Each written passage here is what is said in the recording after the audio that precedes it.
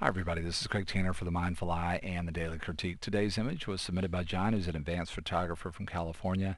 John shot this with a Nikon D90 75mm lens and exposed the file at f5.3 for 1/250th of a second.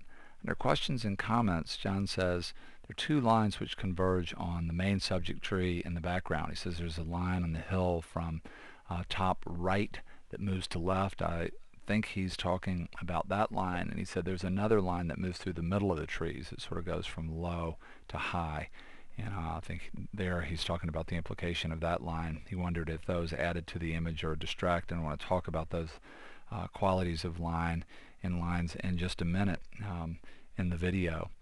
One of the things that I like right away about this image is all the intricate detail. There are a lot of very sort of delicate, intricate qualities of line. There are a lot of textures in here. In the background of the image, there's a lot of subtle color and this real soft wraparound light source, either from overcast or maybe just this part of the valley still in the shade. I think it really helps this image.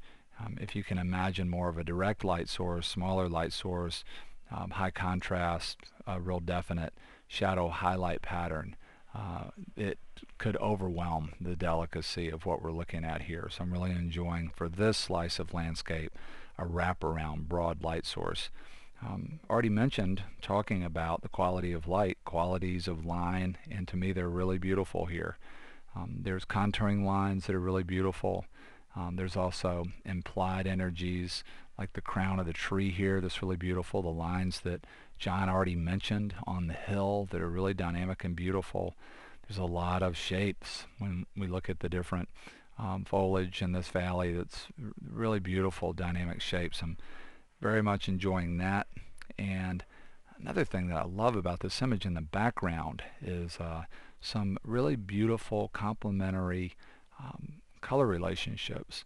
You get a real powerful sense of this sort of kind of understated sort of a spring just maybe starting to happen, or some transition in terms of season.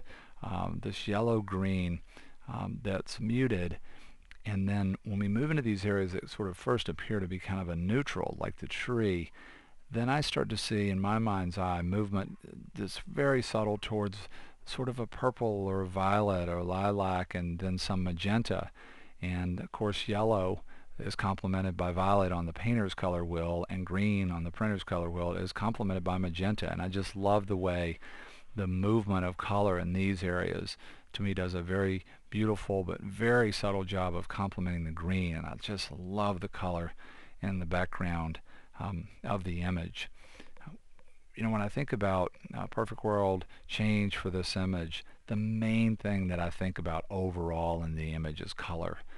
This idea right here in terms of color, this sort of yellow-orange, it's a color that is boundless. And what I mean by that is, even though there's a shape that's implied here, this color in the mind's eye has so much visual weight that it seems to come out of this shape. And in paintings, you'll see this color used to imply to the viewer a light, a warm light source.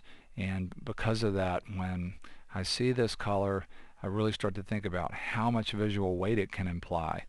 And if this image is more of a documentary kind of shot where we're trying to show somebody this section of the valley, one of the amazing things if we're doing that, and one of the beautiful things about John picking this as a subject, is this implication of all these different seasons really sort of being in one photograph, and I love that about the picture.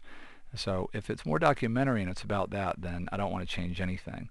But if we're also trying to think about design in this image, then what I start to feel like is that this becomes very, very visually heavy relative to the top half of the image, which to me is extremely delicate. And you know, what might I do if I wanted to include these things?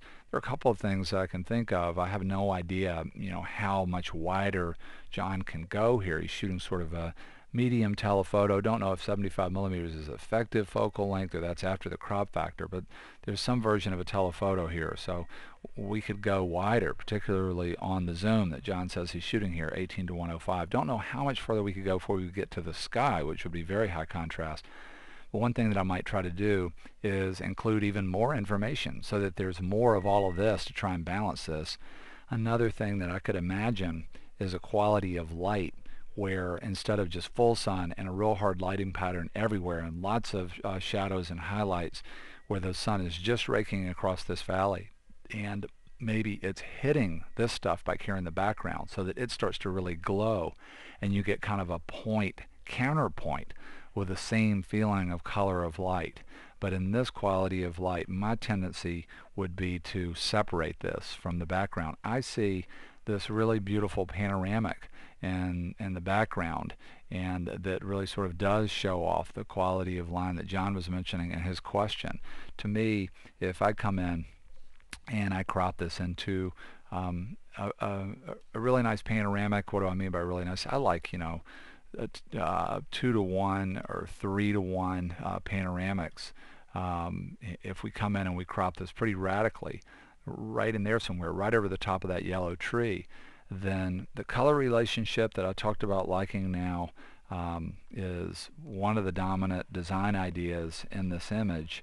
And the other thing that happens is these qualities of line that John mentioned have now sort of divided the image up into these sort of beautiful flowing triangles, kind of these three shapes. To me now this is a lot more delicate. I can move into the background part of the image back in here, and I'm not getting pulled by anything else to come back. I feel like I can move further into the shot, and also really like panoramic format, and I do think it plays very, very beautifully with the qualities of line that John mentioned, and also the arcing shape here. This implied crown of the tree now plays in more of a direct way that I think is really beautiful with these shapes of the clumps of foliage. Just a lot of things about this that are subtle that I think are working together without having to compete with the yellow. And I don't think I would do anything to this. I just sort of like it now just the way it is, very sort of soft and understated.